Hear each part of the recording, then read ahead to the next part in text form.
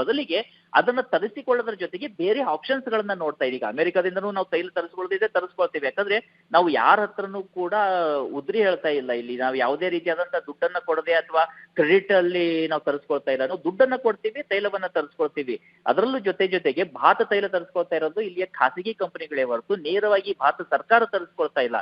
ಹೀಗಾಗಿ ಆ ವಿಚಾರಕ್ಕೆ ಸಂಬಂಧಪಟ್ಟ ಹಾಗೆ ಭಾರತ ನಾವು ತೈಲ ಸರಬರಾಜು ಇದು ರಷ್ಯಾದ ಜೊತೆಯಲ್ಲಿ ತೈಲ ಸರಬರಾಜನ್ನ ಕಡಿಮೆ ಯಾವಾಗ ಮಾಡ್ಕೊಳ್ತೀವಿ, ಯಾವಾಗ ನಾವು ಅದನ್ನ ಆಮದು ಕಡಿಮೆ ಮಾಡ್ಕೊಳ್ತೀವಿ ಅಂದ್ರೆ ನಮಗೆ ಅಲ್ಟರ್ನೇಟಿವ್ ಆಗಿರ್ತಕ್ಕಂಥ ಆಪ್ಷನ್ಗಳು ಅತಿ ಹೆಚ್ಚು ಸಿಕ್ಕಾಗ ಅದನ್ನ ಕಡಿಮೆ ಮಾಡ್ಕೊಳ್ತೀವಿ ಅಂತ ಭಾರತ ಹೇಳಿದ್ದೇ ಹೊರತು ಈಗ ಇದ್ದಕ್ಕಿದ್ದಾಗೆ ಇವತ್ತು ಅಥವಾ ನಾಳೆ ಅಲ್ಲ. ಯಾಕಂದ್ರೆ ನಾವು ಡಾಟಾವನ್ನ ನೋಡ್ತಾ ಇದ್ರೆ ಅಕ್ಟೋಬರ್ ನವೆಂಬರ್ನಲ್ಲಿ ಅತಿ ಹೆಚ್ಚು ತೈಲವನ್ನ ಭಾರತ ತರಿಸಿಕೊಂಡಿದೆ. ಕಳೆದ ಸಾಲಿಗೆ ಹೋಲಿಸಿಕೊಂಡ್ರೆ ಅದಕ್ಕಿಂತ 30-40% ಹೆಚ್ಚು ತೈಲವನ್ನ ಭಾರತ ತರಿಸಿಕೊಂಡಿರುವಂತದ್ದು. ಹೀಗಾಗಿ ನೀವು ಭಾರತ ಆಲ್ರೆಡಿ ತೈಲವನ್ನ ಹೆಚ್ಚು ತರಿಸಿಕೊಳ್ತಾ ಇದ್ದಾಗ ಅದನ್ನ ಇನ್ನೂ ಕಡಿಮೆಯಲ್ಲಿ ಏನಾದ್ರು, ಯಾಕಂದ್ರೆ ನಾವು ಮೊನ್ನೆ ತಾನೇ ನೋಡ್ತಾ ಇದ್ವಿ 5 ಬ್ಯಾರೆಲ್ ತೈಲಕ್ಕೆ 5% ರಿಯಾಯಿತಿಯನ್ನ ಚೈನಾ ರಷ್ಯಾ ಭಾರತಕ್ಕೆ ಘೋಷಣೆಯನ್ನ ಮಾಡ್ತಾ ಇತ್ತು. ಹೀಗಾಗಿ ಇನ್ನೂ ಹೆಚ್ಚು ಏನಾದ್ರು ರಿಯಾಯಿತಿ ಸಿಗಬಹುದಾ, ಕಡಿಮೆ ದರದಲ್ಲಿ ನಾವು ತರಿಸ್ಕೊಳ್ಬಹುದಾ ಅನ್ನುವಂತ ವಿಚಾರಕ್ಕೆ ಸಂಬಂಧಪಟ್ಟ ಜೊತೆಗೆ ರಷ್ಯಾದಲ್ಲಿ ನ್ಯೂಕ್ಲಿಯರ್ ಎನರ್ಜಿ ಏನಿದೆ ಅದು ಕೂಡ ಅತಿ ಹೆಚ್ಚಾಗಿರುವಂತದ್ದು.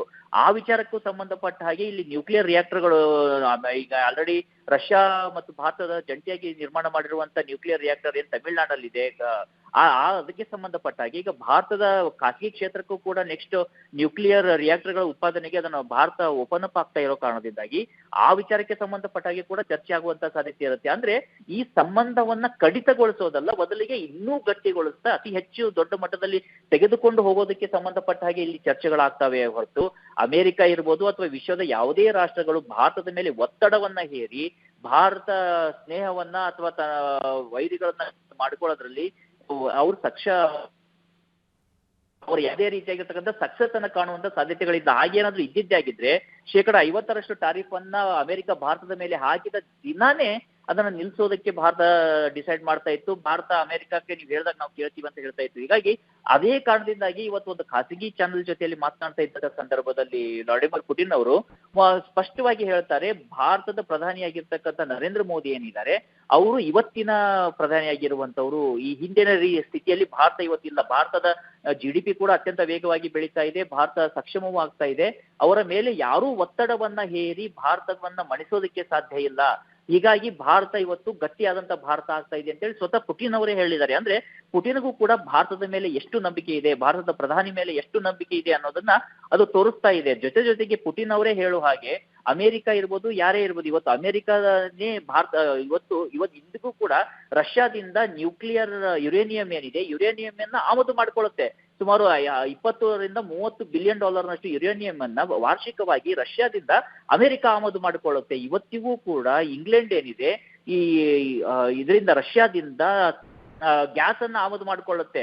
ಜರ್ಮನಿ ಇರ್ಬೋದು, ಫ್ರಾನ್ಸ್ ಇರ್ಬೋದು, ಯುರೋಪಿಯನ್ ಒಕ್ಕೂಟದ ಪ್ರಮುಖ ರಾಷ್ಟ್ರಗಳೇನಿದ್ದಾವೆ ಅವರು ಇಂದಿಗೂ ಕೂಡ ಯುದ್ಧ ಇಷ್ಟು ನಡೆದು 3 ವರ್ಷಗಳು ನಡೀತಾ ಇದೆ ಉಕ್ರೇನ್ ಮತ್ತು ರಷ್ಯಾದ ಮಧ್ಯದಲ್ಲಿ. ರಷ್ಯಾದ ಮೇಲೆ ಇಲ್ಲ ಸಲ್ಲದ ಸಾವಿರಾರು ಸ್ಯಾಂಕ್ಷನ್ಸ್ ಗಳನ್ನ ಹಾಕಿದ್ರು ಕೂಡ ಜರ್ಮನಿ ಇರ್ಬೋದು, ಫ್ರಾನ್ಸ್ ಇರ್ಬೋದು, ಇಂಗ್ಲೆಂಡ್ ಇರ್ಬೋದು, ಇಂದಿಗೂ ರಷ್ಯಾದಿಂದ ಗ್ಯಾಸ್ ಅನ್ನ ಆಮದು ಮಾಡ್ಕೊಳ್ಳೋದ್ರಲ್ಲಿ ಅವರು ಸ್ಟಾಪ್ ಮಾಡಿಲ್ಲ. ಇವತ್ತು ಅಮೆರಿಕ ಕೂಡ ಫರ್ಟಿಲೈಸರ್ ಅನ್ನ ರಷ್ಯಾದಿಂದ ಆಮದು ಮಾಡ್ಕೊಳ್ಳೋದನ್ನ ನಿಲ್ಸಿಲ್ಲ. ಯಾರೂ ಮಾಡದೇ ಇರೋದನ್ನ ಕೇವಲ ಭಾರತದ ಮೇಲೆ ಮಾತ್ರ ಒತ್ತಡವಾಗಿ ಭಾರತದ ಮೇಲೆ ಮಾತ್ರ ಗೂಬೆಯನ್ನ ಕೂಡಿಸಿದ್ರೆ ಹೇಗೆ ಭಾರತ ಅದರ ಒಪ್ಪಿಕೊಳ್ಳೋದಕ್ಕೆ ಸಾಧ್ಯ ಆಗುತ್ತೆ? ಹೀಗಾಗಿ ನಾವು ಇಲ್ಲಿ ಸಂಪೂರ್ಣವಾಗಿ ಈ ವಿಚಾರಗಳನ್ನ ಗಮನಿಸಬೇಕಾಗುತ್ತೆ ಧನುಶ್ರೀ. ಇಲ್ಲಿ ಭಾರತ ಮತ್ತು ರಷ್ಯಾದ ಸಂಬಂಧ ಏನಿದೆ ಇದು ಟೈಮ್ ಟೆಸ್ಟೆಡ್ ಆಗಿರುವಂತದ್ದು. ಯಾವಾಗೆಲ್ಲ ಭಾರತಕ್ಕೆ ಅವಶ್ಯಕತೆ ಇದೆ, ನಾವು ಇಲ್ಲಿ ಒಂದು 1971 ಒಂದು ಘಟನೆಯನ್ನ ನೆನಪು ಮಾಡ್ಕೊಳ್ಬೇಕು. 1971 ಯುದ್ಧ ನಡೀತಾ ಇರೋದು, ಅಲ್ಲಿ ಬಾಂಗ್ಲಾ ವಿಮೋಚನಾ ಯುದ್ಧ ನಡೀತಾ ಇರುತ್ತೆ. ಆ ಸಂದರ್ಭದಲ್ಲಿ ಭಾರತದ ಮೇಲೆ ದಾಳಿಯನ್ನ ಮಾಡೋದು. ಎಸ್ ರಾಘವೇಂದ್ರ ಗೌಡಿ ಸಂಪರ್ಕದಲ್ಲಿ ನೋಡ್ತಾ ಇರಬಹುದು ಸ್ಕ್ರೀನ್ ನಲ್ಲಿ ನೀವು. ರಷ್ಯಾ ಅಧ್ಯಕ್ಷ ವ್ಲಾದಿಮಿರ್ ಪುಟಿನ್ ಬರ್ತಾ ಇದ್ದಾರೆ. ಪ್ರಧಾನಿ ನರೇಂದ್ರ ಮೋದಿ ಅವರು ಕೂಡ ಆ ಸ್ಥಳಕ್ಕೆ ಆಗಮಿಸುವಂತದ್ದು ಪಾಲಂ ಏರ್ಪೋರ್ಟ್ಗೆ ಬಂದಿದ್ದಾರೆ. ಪ್ರಧಾನಿ ಮೋದಿ ಅವರು ರಷ್ಯಾ ಅಧ್ಯಕ್ಷ ವ್ಲಾದಿಮಿರ್ ಪುಟಿನ್ ಅನ್ನ ಸ್ವಾಗತ ಮಾಡ್ತಾ ಇದ್ದಾರೆ. ಒಂದು 1/4 ಗಂಟೆ ಆಯ್ತು ರಷ್ಯಾ ಅಧ್ಯಕ್ಷ ವ್ಲಾದಿಮಿರ್ ಪುಟಿನ್ ಬಂದು, ಬಟ್ ಭದ್ರತೆಯ ವ್ಯವಸ್ಥೆಗೆ ಸಂಬಂಧಪಟ್ಟಂತೆ ಎಲ್ಲಾ ರೀತಿಯಲ್ಲೂ ಚೆಕ್ ಮಾಡಿ ಈಗ ವಿಮಾನದಿಂದ ಕೆಳಗೆ ಇಳಿದಿದ್ದಾರೆ. ಪ್ರಧಾನಮಂತ್ರಿ ನರೇಂದ್ರ ಮೋದಿ ಅವರು ಖುದ್ದು ಪಾಲಂ ಏರ್ಪೋರ್ಟ್ಗೆ ಹೋಗಿದ್ರು. ಅಲ್ಲಿ ಅವರೇ ವ್ಲಾದಿಮಿರ್ ಪುಟಿನ್ ಅನ್ನ ಬರಮಾಡ್ಕೊಂಡಿದ್ದಾರೆ. ನೋಡ್ತಾ ಇದ್ದೀರಾ ನೀವು ಸ್ಕ್ರೀನ್ ನಲ್ಲಿ ಲೈವ್ ದೃಶ್ಯಾವಳಿಯನ್ನ. ಸದ್ಯಕ್ಕೆ ಇವತ್ತು ಡಿನ್ನರ್ ಇದೆ, ಒಟ್ಟಿಗೆ ಡಿನ್ನರ್ ಕೂಡ ಮಾಡಲಿದ್ದಾರೆ. ಎಲ್ಲಾ ರೀತಿಯಲ್ಲೂ ಸೇನಾ ಭದ್ರತೆಯೂ ಕೂಡ ಆಗಿರುವಂತದ್ದು. ಟೈಟ್ ಸೆಕ್ಯೂರಿಟಿಯನ್ನ ಒದಗಿಸಲಾಗಿದೆ. ವ್ಲಾದಿಮಿರ್ ಪುಟಿನ್ ಬಂದಂತಹ ವಿಮಾನ ಆಲ್ರೆಡಿ ಅಲ್ಲಿ ಬಂದು ನಿಂತಿತ್ತು. ಬಟ್ ಎಲ್ಲಾ ರೀತಿಯಲ್ಲೂ ಭದ್ರತೆಯ ವ್ಯವಸ್ಥೆ ಹೇಗಾಗಿದೆ, ಎಲ್ಲ ಸೇಫ್ ಆಗಿದೆಯಾ ಅನ್ನುವಂಥ ನಿಟ್ಟಿನಲ್ಲಿ ಗಮನಿಸಿಕೊಂಡು ಅದಾದ್ಮೇಲೆ ಅವರು ಕೆಳಗಡೆ ಬಂದಿಳಿದಿದ್ದಾರೆ. ನೋಡ್ತಾ ಇರಬಹುದು, ಪ್ರಧಾನಮಂತ್ರಿ ನರೇಂದ್ರ ಮೋದಿ ಅವರು ಅವರನ್ನ ಬರಮಾಡಿಕೊಂಡಿದ್ದಾರೆ. ಅಪ್ಪುಗೆಯ ಮೂಲಕ ಬರಮಾಡಿಕೊಂಡಿರುವಂಥದ್ದು. ಬಲಿಷ್ಠ ರಾಷ್ಟ್ರದ ಬಲಿಷ್ಠ ಅಧ್ಯಕ್ಷ ಈಗ ಭಾರತಕ್ಕೆ ಬಂದಿಳಿದಿದ್ದಾರೆ. ನಾಳೆ 23ನೇ ಭಾರತ ರಷ್ಯಾ ಶೃಂಗಸಭೆಯಲ್ಲಿ ಭಾಗಿಯಾಗ್ತಾರೆ.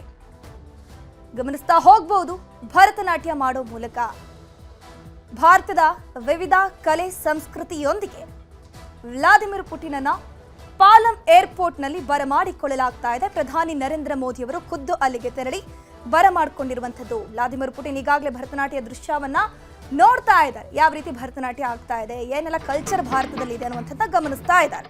ಭದ್ರತೆಯ ವಿಚಾರಕ್ಕೆ ಬರುವಂಥದ್ದು ಕೂಡ ನೋಡ್ತಾ ಹೋಗಬಹುದು. ಯಾಕಂದ್ರೆ ಆಲ್ರೆಡಿ ದೇಶದಲ್ಲಿ ವಿಶ್ವದಲ್ಲೇ ಹೈಯೆಸ್ಟ್ ಸೇಫ್ಟಿ ಅನ್ನುವಂಥದ್ದು ಇರೋದು ವ್ಲಾದಿಮಿರ್ ಪುಟಿನ್ಗೆ ಅಂತ. ಇದ್ರ ಬೆನ್ನಲ್ಲಿ ಈಗ ಭಾರತಕ್ಕೆ ಬರ್ತಾ ಇದ್ದಾರೆ. ರಷ್ಯಾ ಉಕ್ರೇನ್ ಯುದ್ಧದ ಮೇಲೆ ಆ ಸೇಫ್ಟಿ ಅನ್ನುವಂಥದ್ದು 1 to ಡಬಲ್ ಆಗುತ್ತೆ. ಲೈಫ್ ಥ್ರೆಟ್ ಅನ್ನುವಂಥದ್ದು ಜಾಸ್ತಿ ಆಗ್ತಾ ಹೋಗುತ್ತೆ. ಸೊ ಇದೇ ಸಂದರ್ಭದಲ್ಲಿ ಈಗ ಭಾರತಕ್ಕೆ ಬಂದಿಳಿದಿದ್ದಾರಲ್ಲ, ಹಾಗಾಗಿ ಒಟ್ಟು 5 ಲೇಯರ್ನಲ್ಲಿ ವ್ಲಾದಿಮಿರ್ ಪುಟಿನ್ಗೆ ಭದ್ರತೆಯನ್ನ ಒದಗಿಸಲಾಗಿದೆ. ಯಾವುದೇ ರೀತಿಯ ಅಡಚಣೆ ಉಂಟಾಗಬಾರ್ದು, ಸೇಫ್ಟಿ ಬ್ರೀಚ್ ಆಗಬಾರ್ದು ಅನ್ನುವಂಥ ನಿಟ್ಟಿನಲ್ಲಿ ಭಾರತ ಸರ್ಕಾರ, ಕೇಂದ್ರ ಸರ್ಕಾರವೂ ಕೂಡ ಎಲ್ಲಾ ರೀತಿಯ ವ್ಯವಸ್ಥೆಯನ್ನ ಮಾಡಿದೆ. ವಿಶೇಷ ಭದ್ರತಾ ವ್ಯವಸ್ಥೆಯಲ್ಲಿ ವ್ಲಾದಿಮಿರ್ ಪುಟಿನ್ ಭಾರತಕ್ಕೆ ಬಂದಿಳಿದಿದ್ದಾರೆ. 2 ದಿನ ಭಾರತದಲ್ಲೇ ಇರ್ತಾರೆ. 23ನೇ ಶೃಂಗಸಭೆಯಲ್ಲಿ ಭಾರತ ರಷ್ಯಾ ಮಾತುಕತೆ ನಡೆಯಲಿದೆ. ನಾಳೆ ರಾಷ್ಟ್ರಪತಿ ಅವರ ಜೊತೆ ಕೂಡ ಮಾತುಕತೆ ಇರುತ್ತೆ. ಒಂದಷ್ಟು ಕಾರ್ಯಕ್ರಮಗಳಿದೆ. ಹಾಗಾಗಿ 2 ದಿನ ವ್ಲಾದಿಮಿರ್ ಪುಟಿನ್ ಭಾರತದಲ್ಲೇ ಇರ್ತಾರೆ. ಆಪ್ತ ಮಿತ್ರನ ಬರಮಾಡಿಕೊಂಡಿದ್ದಾರೆ ಪ್ರಧಾನಿ ನರೇಂದ್ರ ಮೋದಿ ಅವರು. ನೋಡ್ತಾ ಇದ್ರೆ ಸ್ಕ್ರೀನ್ ನಲ್ಲಿ ಪುಟಿನ್ ವಿದೇಶಗಳಿಗೆ ಹೋದಾಗೆಲ್ಲ ಅಥವಾ ಯಾವುದೇ ಸಾರ್ವಜನಿಕ ಸಮಾರಂಭಗಳಲ್ಲಿ ಭಾಗವಹಿಸಿದಾಗ ಅಥವಾ ಹೈ ರಿಸ್ಕ್ ಸಿಚುವೇಶನ್ಗಳಲ್ಲಿ ತುಂಬಾನೇ ಟೈಟ್ ಸೆಕ್ಯೂರಿಟಿಯನ್ನ ಕೊಡ್ತಾರೆ. ಸೊ ಹಾಗಾಗಿ ಸುಮಾರು ಒಂದು 10 ರಿಂದ 15 ನಿಮಿಷ ಆಯ್ತು ಭಾರತಕ್ಕೆ ಬಂದಿಳಿದು. ಆದ್ರೂ ಕೂಡ ಅವರು ಆ ವಿಮಾನದಿಂದ ಕೆಳಗೆ ಇಳಿದಿರಲಿಲ್ಲ. ಬಿಕಾಸ್ ಟೈಟ್ ಸೆಕ್ಯೂರಿಟಿಯನ್ನ ಕೊಡಬೇಕು. ಅವರು ಬಂದಿಳಿದಂತಹ ಜಾಗದಲ್ಲಿ ಎಲ್ಲಾ ರೀತಿಯಲ್ಲೂ ಸೇಫ್ ಆಗಿದೆಯಾ, ಅಲ್ಲಿ ಕೆಳಗೆ ಇಳಿಯೋದಕ್ಕೆ ಸೂಕ್ತ ಸಮಯನ ಇದು ಅನ್ನುವಂಥ ನಿಟ್ಟಿನಲ್ಲಿ ಎಲ್ಲವೂ ಗಮನಿಸಿಕೊಂಡು ಅದಾದ್ಮೇಲೆ ವ್ಲಾದಿಮಿರ್ ಪುಟಿನ್ ರಷ್ಯಾ ಅಧ್ಯಕ್ಷ ವಿಮಾನದಿಂದ ಇಳಿಯುತ್ತಾರೆ. ಅದೇ ಹೊತ್ತಿಗೆ ಪ್ರಧಾನಮಂತ್ರಿ ನರೇಂದ್ರ ಮೋದಿ ಅವರು ಕೂಡ ಕಾರ್ನಲ್ಲೇ ವೇಟ್ ಮಾಡ್ತಾ ಇರ್ತಾರೆ. ಆಮೇಲೆ ರಷ್ಯಾ ಅಧ್ಯಕ್ಷರನ್ನ ಬರಮಾಡಿಕೊಳ್ತಾರೆ. ನೋಡ್ತಾ ಇದ್ರೆ ಸ್ಕ್ರೀನ್ ನಲ್ಲಿ ಪ್ರಧಾನಮಂತ್ರಿ ನರೇಂದ್ರ ಮೋದಿ ಅವರು ಮತ್ತು ವ್ಲಾದಿಮಿರ್ ಪುಟಿನ್ ಒಟ್ಟಿಗೆ ಕಾರ್ನಲ್ಲಿ ಹೋಗ್ತಾ ಇದ್ದಾರೆ, ಮಾತುಕತೆಯನ್ನ ನಡೆಸ್ತಾ ಇದ್ದಾರೆ. ಸ್ಕ್ರೀನ್ ಅಲ್ಲಿ ನೋಡ್ತಾ ಇದ್ರೆ ನೀವು ನೇರ ದೃಶ್ಯಾವಳಿಗಳು. ಕೆಲವೇ ಕ್ಷಣಗಳಲ್ಲಿ ಇಬ್ಬರು ಒಟ್ಟಿಗೆ ಊಟ ಸೇವನೆ ಮಾಡ್ತಾರೆ. ಒಂದಷ್ಟು ಅಲ್ಲೂ ಕೂಡ ಮಾತುಕತೆ ಆಗತ್ತೆ. ಇನ್ನು ನಾಳಿನ ವಿಚಾರಕ್ಕೆ ಬರೋದಾದ್ರೆ ಶೃಂಗಸಭೆ ಇರುತ್ತೆ. ಅದರಲ್ಲಿ ಒಂದಷ್ಟು ಉಭಯ ದೇಶದ ಉಭಯ ನಾಯಕರು ಮಾತುಕತೆ ನಡೆಸ್ತಾರೆ. ಒಂದಷ್ಟು ಒಪ್ಪಂದಕ್ಕೆ ಸಹಿ ಹಾಕಲಿದ್ದಾರೆ.